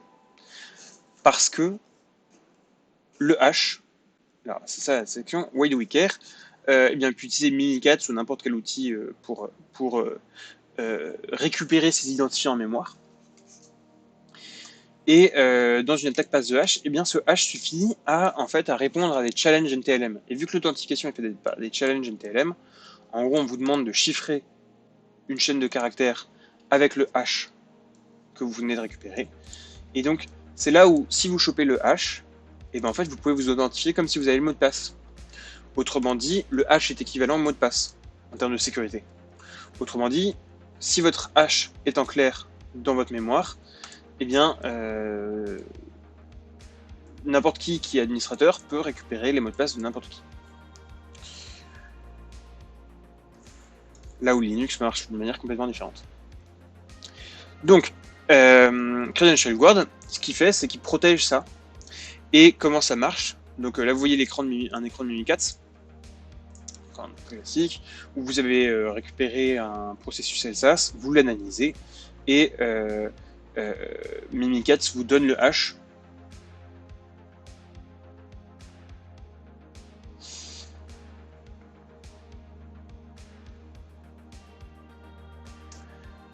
Et ça, c'est ce que vous donnerait Mimikatz. Donc vous avez ce blob NTLM-H. Ah voilà, c'est ce que je me disais. Voilà, ça c'est quand vous avez donc pas Credential Guard, ça c'est le HNTLM. Vous lancez Mimikatz, vous avez le nom, le domaine, le HNTLM, le HSA1 et la clé DPA API. Et c'est plié. Et là, vous avez tout piraté, vous êtes le roi du pétrole. Lorsque vous avez Credential Guard, et bien évidemment, vous avez tout un contexte, un certain nombre d'identifiants et de nombres qui vont servir au chiffrement, et c'est pas du tout aussi évident à exploiter. Et donc il y a plusieurs manières de bypasser Credential Guard. Credential Guard, en gros, qu'est-ce que c'est? C'est la virtualisation. Là, je vous lis plus l'article, je vous montre le schéma. Vous avez le hardware, c'est-à-dire votre carte mère, votre processeur. Windows tourne, en tout cas lorsque cette protection est activée, tourne sur ce qu'on appelle un hyperviseur, c'est-à-dire un système d'exploitation qui vous permet de lancer des machines virtuelles, comme si c'était directement sur votre machine. Et donc vous avez le système Windows, qui en fait est un peu conteneur dans un environnement à part, comme si c'était une machine dans votre machine, comme si en fait votre machine de base c'est pas Windows, c'est quelque chose d'autre qui fait tourner Windows. Et l'avantage c'est qu'il peut faire tourner quelque chose d'autre que Windows. Et donc vous avez les identifiants maintenant qui sont stockés dans cette autre machine qui s'appelle Virtual Secure Mode et donc qui n'est pas Windows. Et donc votre machine Windows, elle va interroger cette autre machine pour lui dire, là je vous spoil tout le reste du blog, même si les attaquants sont administrateurs de la machine Windows, eh bien ils n'ont pas accès à la VM, la machine virtuelle qui a les identifiants. Donc comment marche Credential Guard? Et bien en fait votre processus LSASS, il interroge le processus LSASS serveur, en fait, entre guillemets, de cette machine virtuelle et dit tiens, est-ce que tu peux réaliser telle chose? Là j'ai quelqu'un qui se connecte avec ce mot de passe, je fais le hash du mot de passe, est-ce que c'est bien le bon mot de passe? Oui, non. Alors, vous voyez que c'est un peu une usine à gaz. Hein. Ça me fascine parce que il y a des, enfin, quand on compare avec Linux, Linux a plein de défauts. C'est pas du tout fait pour les mêmes choses, donc c'est normal qu'ils aient utilisé un système un peu plus simple. Mais en fait, la conception Linux est beaucoup plus simple. Limitée aussi, hein, bien sûr. Mais là, on est quand même sur une conception un peu insecure par défaut. Et donc, il a fallu faire une usine à gaz. Là, ce que je vous décris, c'est une usine à gaz concrètement pour protéger ça. Donc, lorsque vous voulez protéger un secret, eh bien, vous demandez au processus LSASS de la machine virtuelle, de l'autre machine virtuelle, qui s'appelle LSA ISO. Et à ce moment-là, il vous retourne le secret. Par exemple, normalement, seul LSA ISO devrait pouvoir déchiffrer le secret. Donc, par exemple, comment marche ces Credential Guard? Eh bien, vous envoyez un challenge et il vous répond avec la solution, c'est-à-dire le challenge chiffré avec le hash NTLM. Donc, la première manière de casser Credential Guard, en fait, c'est d'utiliser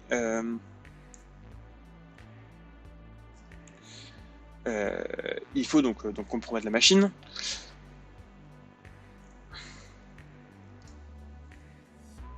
Et ce qu'on peut faire, c'est regarder les échanges entre les deux machines.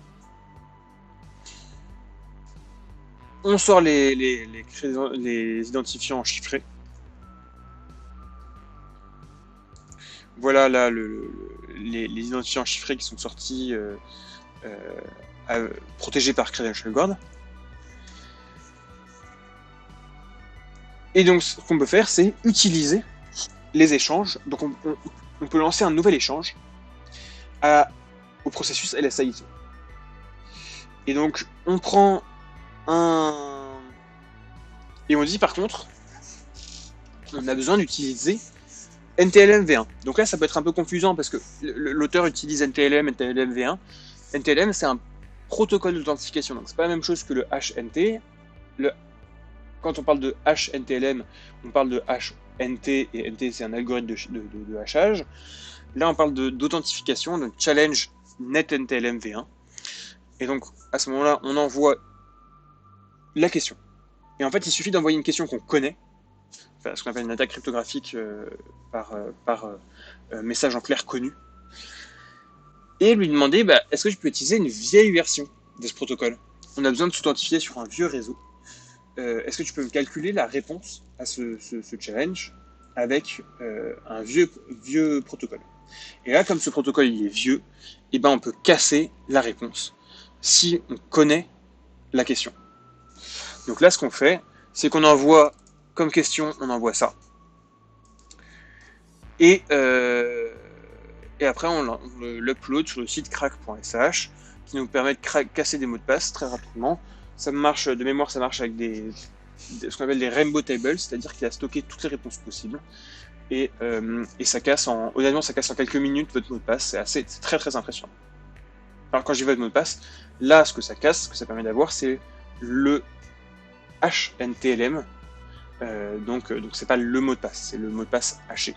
Mais on sait que c'est équivalent en termes de sécurité.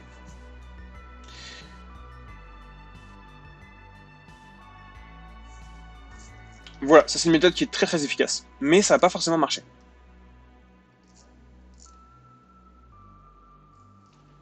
Parce que parfois,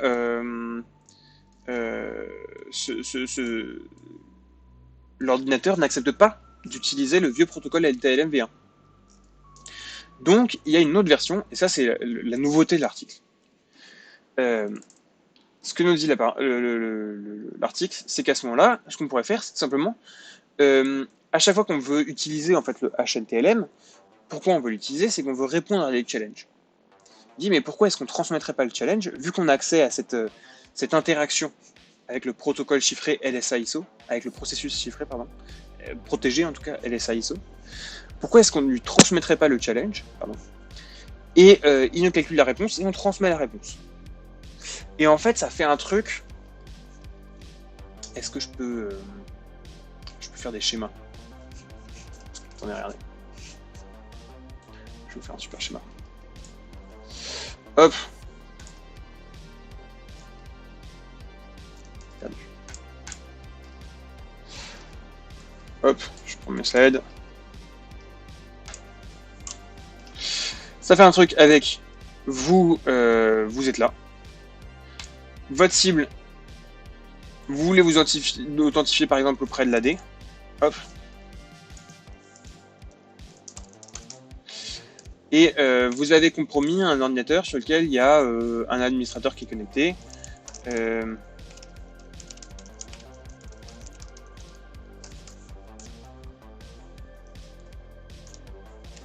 Ça c'est protégé par Credential Guard. Voilà. Faire plus grand. Eh bien, plutôt que là où avant vous chopez le HNT et voilà. Hop. Avant vous auriez chopé le HNT et vous l'aurez transmis à l'AD. C'est comme ça que vous auriez fait. Et bien là, en fait, ce que vous faites, c'est que d'abord, vous commencez par demander à l'AD. Ok. Ça c'est première flèche. L'AD vous répond avec un challenge. Ce challenge, vous le transmettez à l'ordinateur où il y a Credential Guard. Sur l'ordinateur qui a Credential Guard, lui le transmet à LSISO. LSISO lui transmet la réponse. Ok.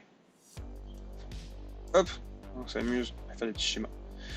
Vous récupérez la réponse, tout simplement, et vous la transmettez à l'AD.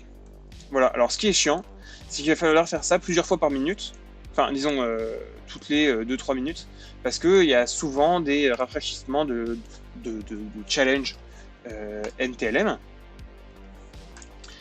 Et, mais dans l'idée, en fait, c'est aussi simple que ça.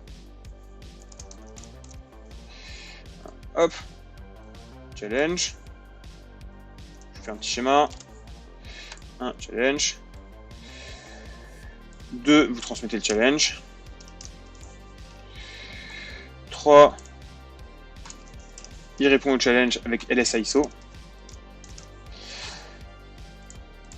Hop. 4, vous récupérez la réponse.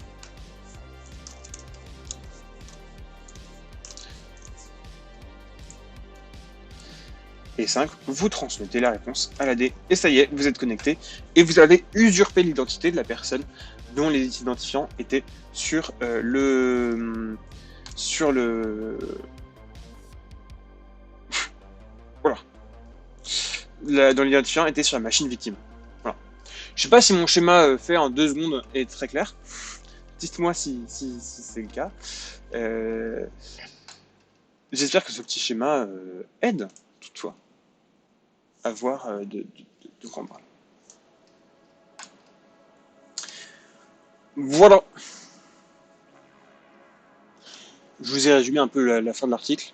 Je vous conseille l'article. Il est déjà dans les descriptions de la vidéo sur YouTube. Il est super intéressant et l'outil, à mon avis, va être hyper puissant. Donc là, vous voyez, on voit la démo. Donc, la démo, comment fait l'auteur de l'article. Il utilise une version d'Impacket qui est modifiée. Donc Impacket, ça permet, il y a plein de scripts qui permettent de se connecter à des trucs Windows. Ici, par exemple, PSExec. Il utilise le mot de passe challenge. C'est ça qui fait que sa version modifiée comprend qu'il faut juste afficher le challenge. Donc là, il y a le challenge qui est affiché. Il le copie. Il colle le challenge dans passthe-challenge.exe. Il dit passthe-challenge.exe challenge. Ce challenge est transmis à la machine victime. La machine victime fait sa tambouille avec LSA, ISO, etc. Retourne la réponse au challenge. Il copie. Il colle dans sa version initiale, dans son PSExec. Donc vous voyez, il a fait PSExec avec le mot de passe challenge. Il y a le challenge est affiché. Il a copié ça, il a fait sa tambouille. Il copie la réponse. Et là, PSExec, ça marche. Il commence à faire des trucs. Et alors, ça lui redemande un challenge. Il répond à la réponse. Et donc, régulièrement, vous voyez que là, il y a plusieurs challenges-réponses.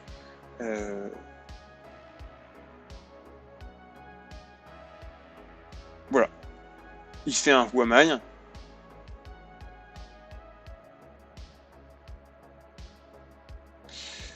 Il refait 2-3 challenges, et puis il y a la réponse NT Authority System.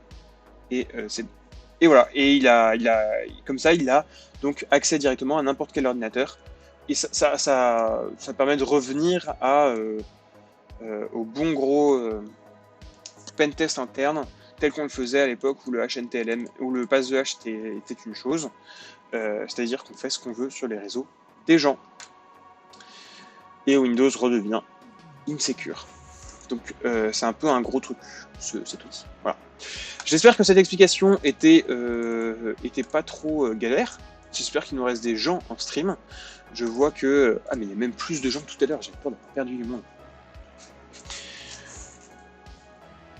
Si c'est le cas, écoutez messieurs, dames, il ne me reste plus qu'à vous souhaiter une excellente journée. J'espère que vous allez bien. Je vous donne rendez-vous idéalement ce week-end pour une petite vidéo. On va parler de ce qu'on va faire cette année. Je peux déjà vous la spoiler. En gros, je parle un tout petit peu du fait que j'ai quitté mon emploi pour éviter un peu le burn-out. Et cette année, on va faire des trucs beaucoup plus fun. Et je vais essayer de faire beaucoup plus. Les streams, en gros, je vais continuer à streamer parce que c'est fun. Je trouve ça sympa. On a des interactions dans le chat. Et donc, je vais faire beaucoup plus de streams, des streams fun. Ça va être beaucoup de challenges de hacking. On va faire du hack the box. On va pas faire du hack the box tryhard. On va faire du hack the box pédagogique parce que moi, c'est ce qui m'intéresse. Donc, ça va être chill. Ça va être du hack the box chill. Si vous voulez du tryhard, il y a des gens qui font ça déjà. Nous, on va y aller tranquille. Et même, je vais faire je vais travailler beaucoup mes vidéos. Et il n'est pas exclu que je fasse des streams d'autres choses, des streams de jeux, si j'ai envie de jouer, des streams de. Quand je conçois mes vidéos et tout mon univers graphique, c'est pas exclu qu'on le fasse en stream et qu'on en discute. Donc en gros, plus de streams, des streams plus fun, plus de TikTok aussi. TikTok ou YouTube Short. Et des vidéos beaucoup plus travaillées, encore plus travaillées. Et des matinales tous les lundis à 8h30. Voilà, j'espère que cette matinale vous a plu. J'espère que vous allez bien. Je vois qu'on a encore quelques personnes sur YouTube et Twitch. S'il y a du monde sur Twitch, on va lancer un petit raid. Il n'y a plus qu'une personne sur YouTube. Donc, je vous dis bonne journée à tous. Et je vous envoie aider. Et désolé s'il y avait des petits soucis de qualité, si la qualité de son était moins bonne que d'habitude. Encore une fois, je ne suis pas chez moi parce qu'il n'y a plus d'internet chez moi, ce qui est un peu embêtant pour un streamer. Je vous souhaite à tous une excellente année 2023. Faites de plein de bonheur, de plein de flags, de plein de cyber, autant que vous voudrez. Je vous souhaite aussi que ce soit une année où vous ne mettez pas la pression. La cyber, c'est un domaine qui peut être très exigeant. C'est un domaine qui peut mettre beaucoup de pression. Donc je vous souhaite une année cool et intéressante. Voilà. Bonne journée à vous, bonne semaine, et je rends l'antenne. Salut tout le monde.